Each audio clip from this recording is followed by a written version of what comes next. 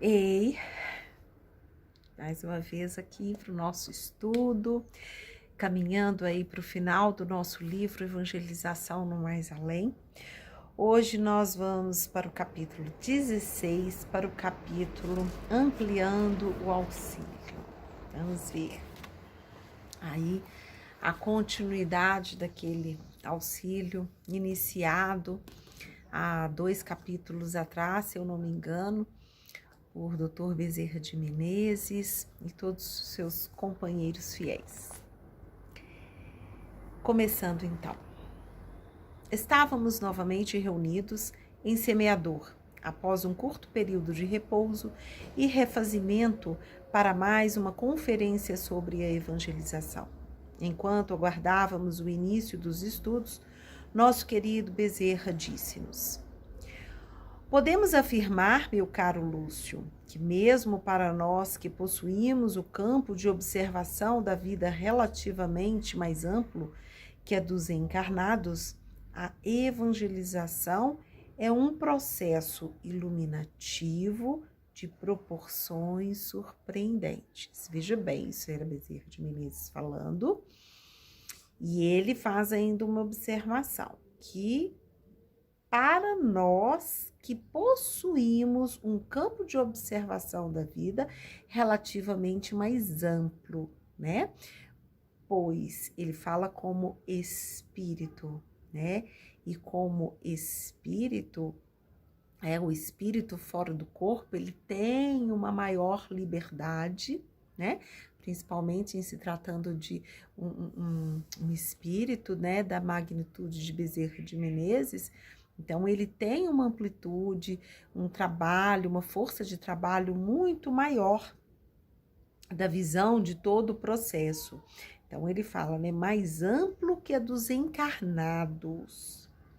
E ele afirma, é um processo iluminativo de proporções surpreendentes. Ou seja, nós lemos essa frase, iluminativo de proporções surpreendentes, nós temos o entendimento. Mas Bezerra de Menezes tem um entendimento muito mais grandioso que nos foge o sentido. Sim, não me canso de enumerar as gratas surpresas dessa semeadura sublime, mesmo os que já são acostumados com os desdobramentos da tarefa se encantam com situações verdadeiramente maravilhosas, disse satisfeito. Aninha observou ainda. Particularmente, surpreendo-me com a quantidade de trabalhadores de alta elevação espiritual envolvidos em atividades que, no plano físico, eu considerava de menor repercussão.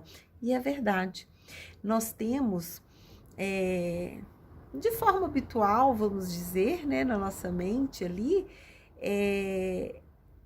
aquele mentor que é o mentor da evangelização, que é o mentor da sala de música, que é o mentor da biblioteca, e nós muitas vezes foge, né, até mesmo naqueles momentos que a gente pede socorro, que tem tantos outros além deles envolvidos em todo esse processo que a gente não tem nem noção.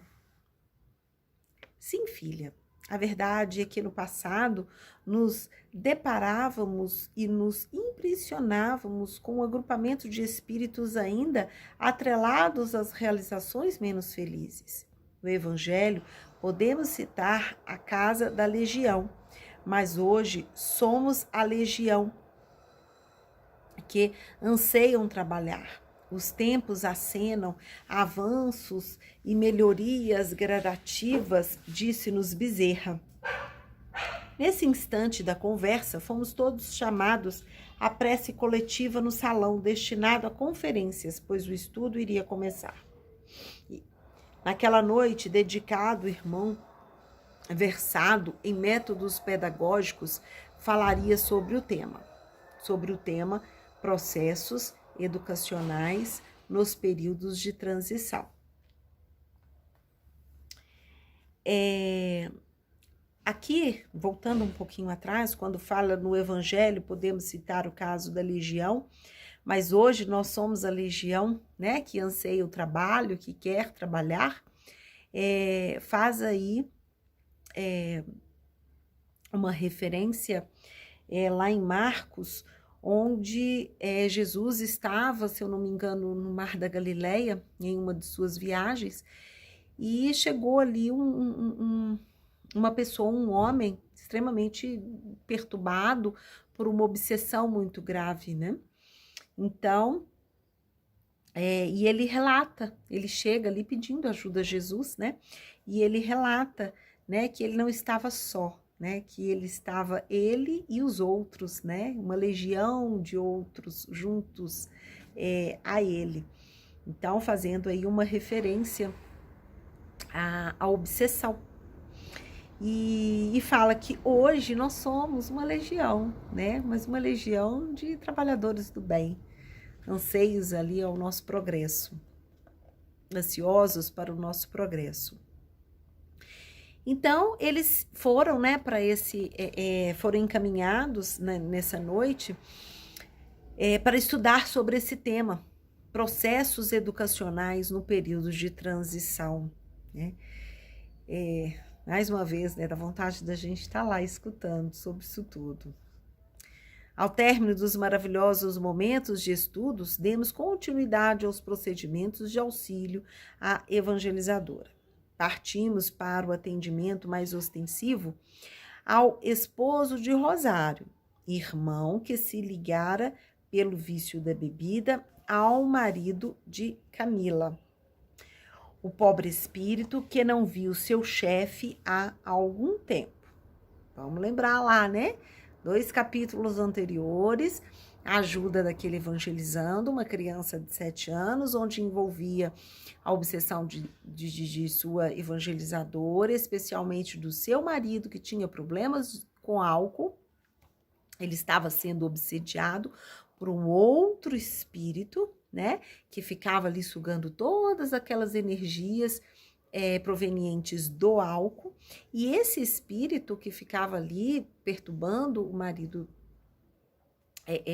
da Camila, da evangelizadora Camila, ele ansiava ver a sua esposa Rosária, que desencarnou junto dele, e ele tinha um chefe, né, que era um espírito que, em troca, né, de uma troca ali de favores, ele falou, olha, vai lá obsedir o marido da Camila, em troca disso eu vou promover um encontro seu com a Rosário, a esposa que desencarnou com ele num acidente de carro. O pobre espírito que não viu seu chefe há algum tempo estava atordoado. Sabe o adágio citado por Jesus: fere o pastor e dispensam-lhe as ovelhas. Pois todo aquele que sente de alguma forma subordinado a alguém, quando se vê isento da liderança em que se confiava, confunde-se. Isso acontece em qualquer âmbito, seja no positivo ou negativo, que era o que acontecia com o marido da Camila, né? É por isso mesmo que a criatura deve se esforçar para se tornar líder de si mesma, sem perder, contudo, o foco daqueles que eles são mais experientes, né? Aí vai de encontro ao livre-arbítrio, né? Dentro das nossas opiniões, dentro das nossas dificuldades internas, né? Nós temos que ter a nossa vida própria, sem maiores interferências, tanto do mundo do desencarnado, como dos encarnados à nossa volta, para que a gente possa exercer com maior liberdade o nosso livre-arbítrio, porque sem o nosso livre-arbítrio não existe progresso espiritual íntimo, não é verdade? É a oportunidade divina de Deus para conosco, né? Assim, na casa dos encarnados Miguel e Camila, encontramos já sem influência de seu chefe, o pobre obsessor, inquieto, andando de um lado para o outro. Aproximamo-nos com cuidado e máximo respeito. O irmão Bezerra, procurando fazer-se visível, dirigiu a palavra. Amigo, como vai? O interpelado, estranhando, mas envolvido pelo magnetismo do termo irmão, respondeu mecanicamente: vamos indo conforme se pode. Quem é o Senhor? Olha o poder da palavra, né? Quando uma coisa que eu gosto muito, né? De dizer que Deus, ele está em todas as palavras que falamos. Ou seja, ele estava ali em completamente desorientamento. Só dele ter escutado a palavra irmão, acalmou aquele espírito. Ele foi capaz de responder, né, de forma amigável. Além de toda a luz, né, de Bezerra de Menezes envolvendo ali para aquele momento. Vamos indo conforme se pode. Quem é o Senhor?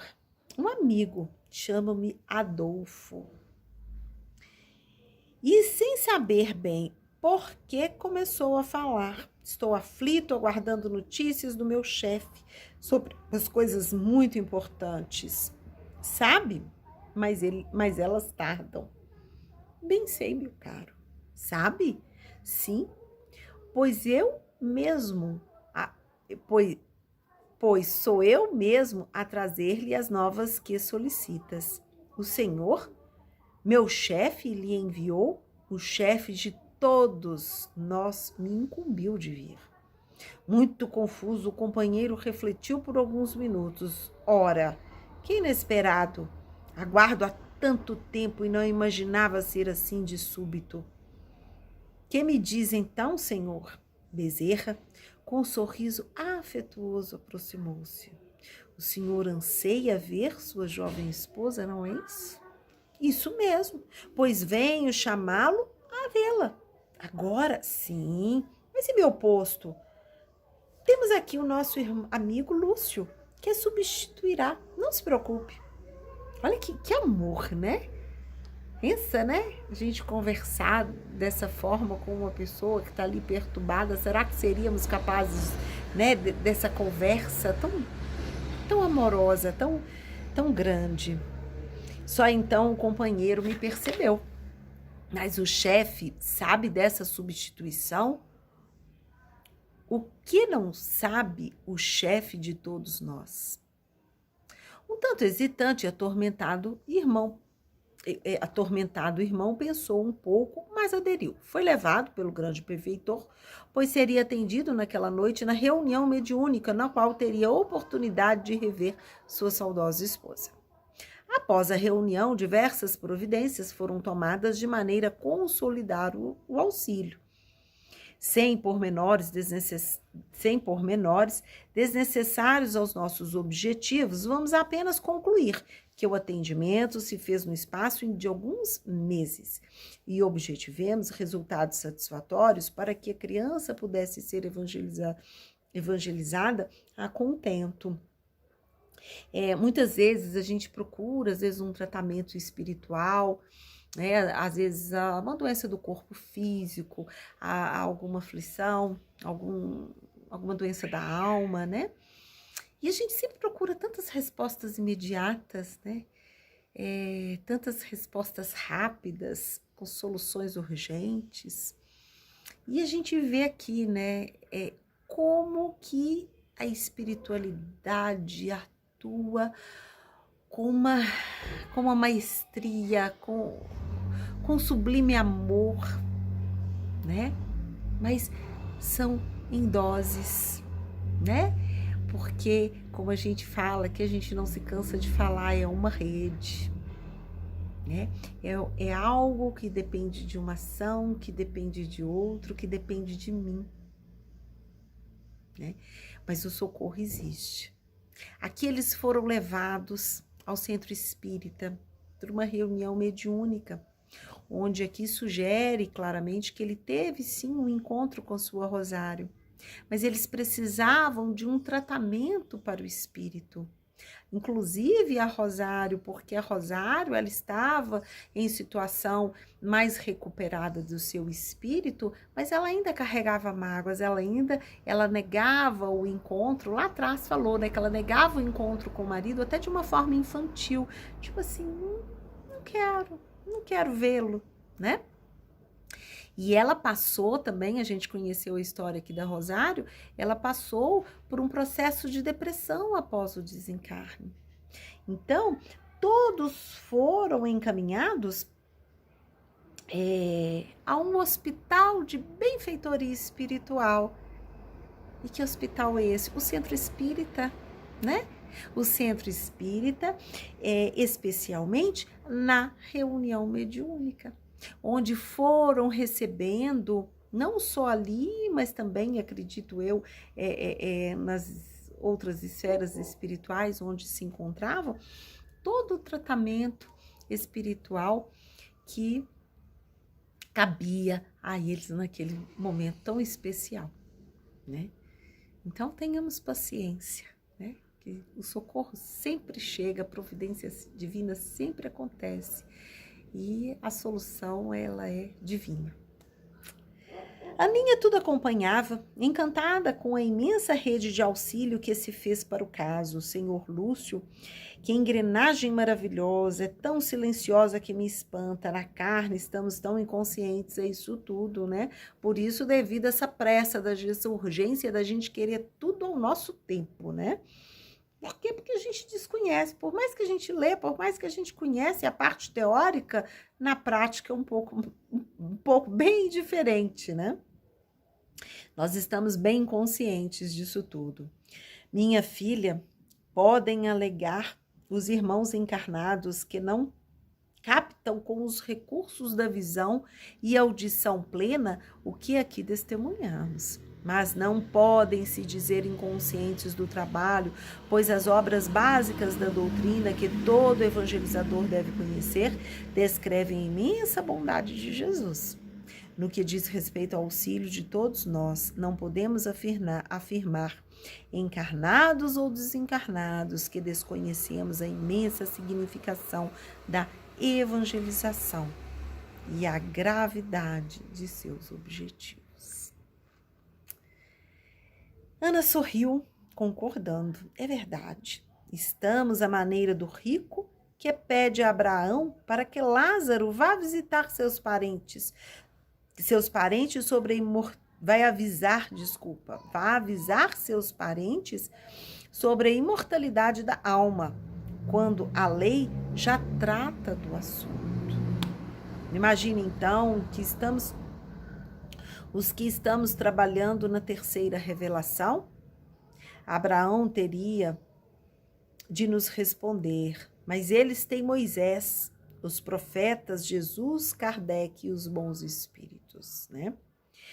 Então, a humanidade conheceu aí no decorrer, né, do tempo as três revelações, né? A revelação de Moisés, o cristianismo e nosso glorioso espiritismo, ao qual estamos tendo essa oportunidade maravilhosa de estar vivenciando, praticando, aprendendo nesta reencarnação, né? Então, por isso, vamos agradecer imensamente essa oportunidade de estarmos vivendo hoje o espiritismo dessa forma tão plena, né?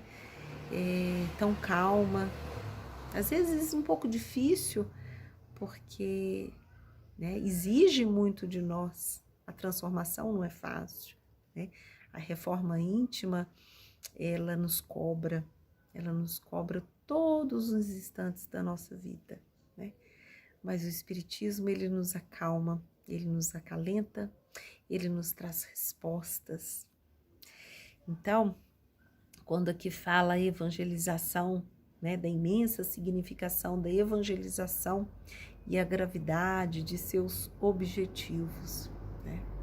Vamos pedir ao Pai para que estejamos sempre próximos a esses objetivos maiores da evangelização, que muitas das vezes fogem à nossa compreensão de encarnados. Mas nós sabemos, sim, de toda a dimensão, da dimensão que foge à nossa visão, que foge à nossa audição, aos nossos olhos. Mas tenhamos fé que ela existe, que ela é providência divina e que estamos no caminho certo, tá? Um grande beijo a vocês, né? Semana que vem Nós vamos aí para o capítulo 17, renovando-nos no trabalho. Capítulo 17, ok? Um grande abraço, até semana que vem. Um beijo no coração de todos.